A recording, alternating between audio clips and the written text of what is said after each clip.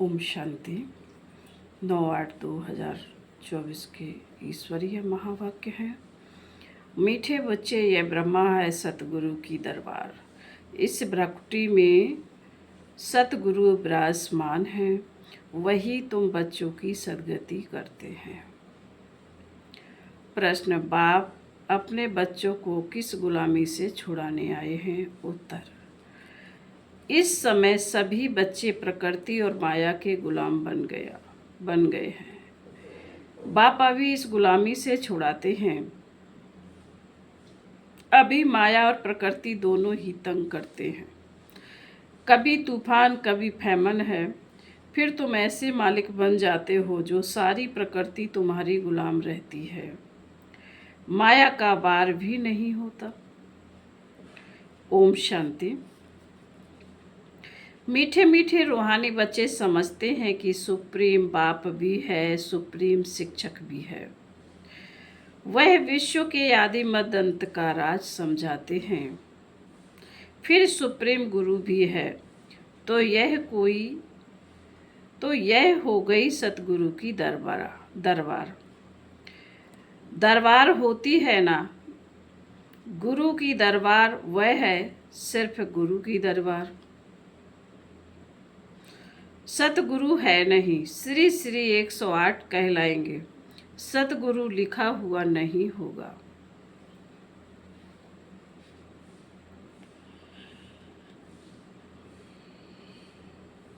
वो लोग सिर्फ गुरु ही कहते हैं। यह है सतगुरु। पहले बाप टीचर, फिर सतगुरु। सतगुरु ही सदगति देते हैं। सतयुग त्रेता में तो फिर गुरु होते नहीं, क्योंकि सब सदगति में हैं। एक सतगुरु मिला है तो बाकी सब गुरुओं का नाम खलास हो जाता है। सुप्रीम हुआ सब गुरुओं का। जैसे पतियों का पति कहते हैं ना, सबसे ऊंच होने के कारण ऐसे कहते हैं।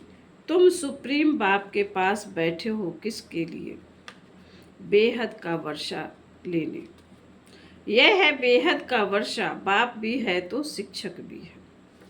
और यह वर्षा है नई दुनिया मरलोक के लिए, वॉइसलेस वर्ड के लिए। वॉइसलेस वर्ड नई दुनिया को, विशेष वर्ड पुरानी दुनिया को कहा जाता है। सतयुग को शिवालय कहा जाता है, क्योंकि शिव बाबा का स्थापन किया हुआ है। विशेष वर्ड रावण की स्थापना है। अभी तुम बैठे हो सतगुरु की दरबार में, यह सिर्फ तुम बच्चे ही जानते हो। बाप ही शांति का सागर है। वह बाप जब आए तब तो शांति का वर्षा दें, रास्ता बताएं। बाकी जंगल में शांति कहाँ से मिलेगी, इसलिए हार का मिसाल देते हैं। शांति दो आत्मा के गले का हार है। फिर जब रावण राज्य होता है तब अशांति होती है। उनको तो कहा जाता है सुख धाम, शांति धाम। वहाँ दुख की कोई बात नहीं। महिमा भी सदैव सतगुरु की करते हैं। गुरु की महिमा कभी सुनी नहीं होगी। ज्ञान का सागर वह एक बाप है। ज्ञान का सागर वह एक बाप ही है। ऐसे कभी गुरु की महिमा सुनी है नहीं। वह गुरु लोग जगत के पतित पावन को नहीं कह सकते। वह गुरु लोग जगत के पतित पावन हो नहीं सकते। वह तो एक ही निराकार बेहद के बड़े बाबा को कहा जाता है। तुम अभी संगम युग पर खड़े हो। एक तरफ है पतित दुनिया पुरानी, दूसरे तरफ है पावन दुनिया। पतित दुनिया में गुरु तो ढेर हैं। आगे तुमको इस संगम का पता नहीं था, अब बाप ने समझाया है। यह है पुरुषोत्तम संगम युग। इसके बाद फिर सतयुग आना है। चक्र फिरता रहता है। यह बुद्धि में याद रहना चाहिए। हम सब भाई भाई हैं। तो बेहद के बाप से वर्षा जरूर मिलता है, यह कोई को पता नहीं है। कितने बड़े बड़े पोजीशन वाले मनुष्य हैं, परंतु जानते कुछ नहीं। बाप कहते मैं तो तुम सबकी सदगति करता हूँ। अभी तुम सेंसिबल बने हो, पहले तो कुछ भी पता नहीं था। इन देवताओं के आगे जाकर तुम कहते थे हम सेंसलेस हैं, हमारे में कोई गुण नहीं है। आप तरस करो, अब यह देवताओं के चित्र तरस करेंगे क्या? यह जानते ही नहीं रहम दिल कौन है। कहते भी है ओ गॉड फादर रहम करो। कोई भी दुख की बात आती है तो बाप को जरूर याद करते हैं। अभी तुम ऐसे नहीं कहेंगे बाप तो विचित्र है, वह सामने बैठे हैं, तब तो नमस्ते करते हैं। तुम सब हो चित्रधारी, मैं हूँ विचित्र, मैं कभी चित्र धारण नहीं करता। मेरे चित्र का कोई नाम बताओ, बस सिर्फ बाबा ही कहेंगे। मैंने यह लोन लिया, सो भी पुराने ती पुरानी जूती, उसमें ही मैं आकर प्रवेश करता हूँ। इस शरीर की महिमा कहाँ करते हैं? यह तो पुराना शरीर है, एडॉप्ट किया है तो महिमा करते हैं क्या? नहीं, यह तो समझाते हैं ऐसे था, अब फिर मेरे द्वारा गोरा बन जाएगा। अब बाप कहते मैं जो सुनाता हूँ उस पर जज करो। अगर मैं राइट हूँ तो राइट को याद करो, उनका ही सुनो, अनराइटियस सुनो ही नहीं, उनको इविल कहा जाता है। टॉक नो इविल, सी नो इविल। इन आँखों से जो कुछ देखते हो इनको भूल जाओ, अभी तो जाना है अपने घर, फिर वापस अपने सुख धाम में आएंगे। बाकी तो यह जब जैसे कि मरे पड़े हैं, टेम्परेरी है ना यह पुराने शरीर होंगे ना यह दुनिया होगी। हम पुरुषार्थ कर रहे हैं नई दुनिया के लिए, फिर वर्ल्ड की हिस्ट्री ज्योग्राफी रिपीट होती है। तुम अपना राजभाग ले रहे हो, जानते हो कल्प कल्प बाप आते हैं राजभाग्य देने। तुम भी कहते हो बाबा कल्प पहले भी मिले थे, वर्षा लिया था, नर से नारायण बने थे।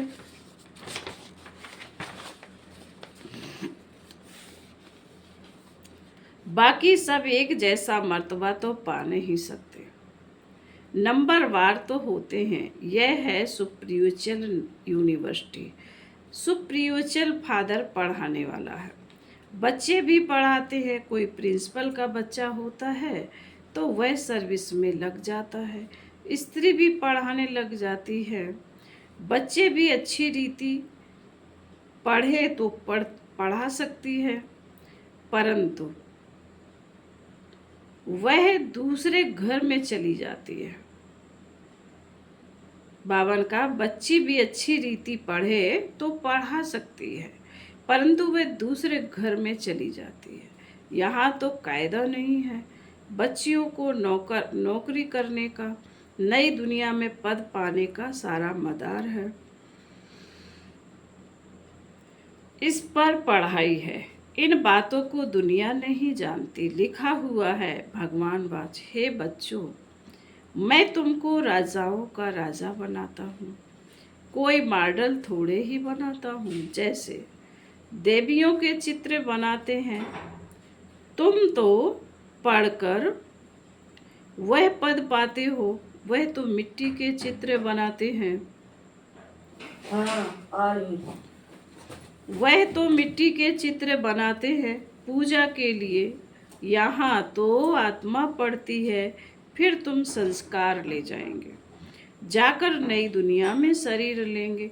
दुनिया खत्म नहीं होती है, सिर्फ एज बदलती है। Golden age, silver age, copper age, iron is 16 कला से 14 कला, दुनिया तो वही चलती रहती है। नई से पुरानी होती है, बाप तुमको राजाओं का राजा बनाते हैं। 16 कला से 14 कला, दुनिया तो वही चलती रहती है। नई से पुरानी होती है, बाप तुमको राजाओं का राजा बनाते हैं। इस पढ़ाई से और कोई की ताकत नहीं है जो ऐसा पढ़ा सके। कितना अच्छी रीति समझाते हैं। फिर पढ़ते पढ़ते माया अपना बना लेती है। फिर भी जितना जितना जो पढ़ा है उस अनुसार वह स्वर्ग में जरूर आएंगे। कमाई जाएगी नहीं, अविनाशी ज्ञान का विनाश नहीं हो सकता। आगे चल आएंगे जाएंगे कहाँ, एक ही हट्टी है ना, आते रहेंगे। शमशान में जब मनुष्य जाते हैं तो फिर बड़ा बैराग आता है। बस यह शरीर ऐसे छोड़ने का है, फिर हम पाप क्यों करें। पाप करते करते हम ऐसे मर जाएंगे, ऐसे ख्याल आते हैं। उनको कहा जाता है शमशानी वैराग्य। समझते भी है जाकर दूसरा शरीर लेंगे, परंतु ज्ञान तो है नहीं ना। यहाँ तो तुम बच्चों को समझाया जाता है। इस समय तुम खास मरने के लिए तैयारी कर रहे हो, क्योंकि यहाँ तो तुम टेम्परेरी हो। पुराना शरीर छोड़ फिर नई दुनिया में जाएंगे। बाप कहते हैं बच्चे जितना तुम मुझे याद करोगे उतना पाप कट जाएंगे। सहज तेज सहज भी है तो डिफिकल्ट भी है। बच्चे जब पुरुषार्थ करने लग पड़ते हैं तब समझते हैं माया की बड़ी युद्ध है। बाप कहते हैं सहज है परंतु माया दीवा ही बुझा देती है। गुलाब कावली की कहानी भी है ना, माया बिल्ली दीवा बुझा देती है। यहाँ सब माया के गुलाम हैं, फिर तुम माया को गुलाम बनाते हो। सारी प्रकृति तुम्हारी अदब में रहती है। कोई तूफान नहीं, फैमन नहीं, प्रकृति को गुलाम बनाना है। वहाँ कभी माया का वार नहीं होगा। अभी तो कितना तंग करती हैं। गायन है ना मैं गुलाम तेरा, वह फिर कहते तू गुलाम मेरा। बाप कहते हैं अब मैं तुमको गुलाम बने से छुड़ाने आया हूँ। तुम मालिक बन जाएंगे, वह गुलाम बन जाएंगे। जरा भी चूचा होगी नहीं। यह भी ड्रामा में नूंद है। तुम कहते हो बाबा माया बड़ा तंग करती है, तो क्यों नहीं करेगी। इसको कहा ही जाता है युद्ध का मैदान। माया को गुलाम बनाने के लिए तुम कोशिश करते हो तो माया भी पछाड़ती है।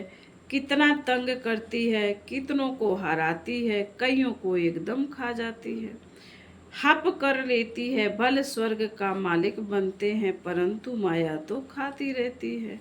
उनके जैसे पेट में पड़े हैं, उनके जैसे पेट में पड़े हैं। सिर्फ पुछड़ी निकली है, बाकी सारा उनके अंदर है, जिसको दुबन यानी दलदल भी कहते हैं।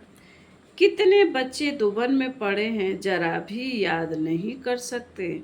जैसे कछुए का भ्रमरी का मिसाल है, ऐसे तुम भी कीड़े को भूं भूं क्या से क्या बना भूं भूं कर क्या से क्या बना सकते हो। एकदम स्वर्ग का परिज़्यादा। सन्यासी भल भ्रमरी का मिसाल देते हैं परंतु वह कोई भूं भूं कर बदलते थोड़े ही हैं। बदली होती है संगम पर। अभी यह है संगम युग। तुम शूद्र से ब्राह्मण बने हो। जो विकारी मनुष्य हैं उन्हों को तुम ले आते हो। कीड़े में भी कोई भ्रमरी बन जाते हैं, कोई सड़ जाते हैं, तो कोई फिर अधूरे रह जाते हैं। बाबा ने यह बहुत देखे हैं। यहाँ भी कोई अच्छी रीति पढ़ते हैं, ज्ञान के पंख जम जाते हैं। कोई को आधा में ही माया पकड़ लेती है, तो कच्चे ही रह जाते हैं। तो ये मिसाल भी अभी के है। वंडर है ना, भ्रमरी कीड़े को ले आकर आप सामान बनाए। यह है ही यह एक ही है जो आप सामान बनाते। दूसरा सर्प का मिसाल देते हैं। सतयुग में बस एक ख्याल छोड़ दूसरी एक सतयुग में बस एक खाल छोड़ दूसरी ले लेते हैं। छठ साक्षात्कार होता है। अब शरीर छोड़ने वाले हैं, आत्मा निकल दूसरे गर्भ महल में बैठती है। यह भी एक मिसाल देते हैं। गर्भ महल में बैठा था, उनको बाहर निकलने दिल नहीं होती थी, फिर भी बाहर आना तो है ही जरूर। अभी तुम बच्चे हो संगम युग पर। ज्ञान से ऐसे पुरुषोत्तम बनते हो। भक्ति तो जन्म जन्मांतर की, तो जिन्होंने जास्ती भक्ति की है वही आकर नंबरवार पुरुषार्थ अनुसार पद पाएंगे। अभी तुम्हारी बुद्धि में सारा ज्ञान है, बाकी शास्त्रों का ज्ञान कोई ज्ञान नहीं है। वह तो है भक्ति, उनसे कोई सदगति नहीं होती। सदगति माना वापस घर जाना। घर में कोई जाता नहीं। बाप खुद कहते हैं मेरे साथ कोई मिलता नहीं। पढ़ाने वाला साथ ले जाने वाला भी चाहिए। बाप को कितना ख्याल रहता है। 5000 वर्ष में बाप एक ही बार आकर पढ़ाते। तुम घड़ी घड़ी भूल जाते हो कि हम आत्मा है। यह एकदम पक्का कर लो। हम आत्माओं को बाप पढ़ाने आए हैं। इसको कहा जाता है सुप्रिचुअल नॉलेज। सुप्रीम रूह हम रूहों को नॉलेज देते हैं। संस्कार भी आत्मा में रहते हैं। शरीर तो खत्म हो जाता है, आत्मा अविनाशी है। तो यह ब्रह्मा की भ्रकुटी है, सतगुरु का दरबार है। यह इस आत्मा का भी दरबार है। फिर सतगुरु ने भी आकर इनमें प्रवेश किया। इसको रथ भी कहते हैं, दरबार भी कहते हैं। तुम बच्चे स्वर्ग के गेट खोल रहे हो।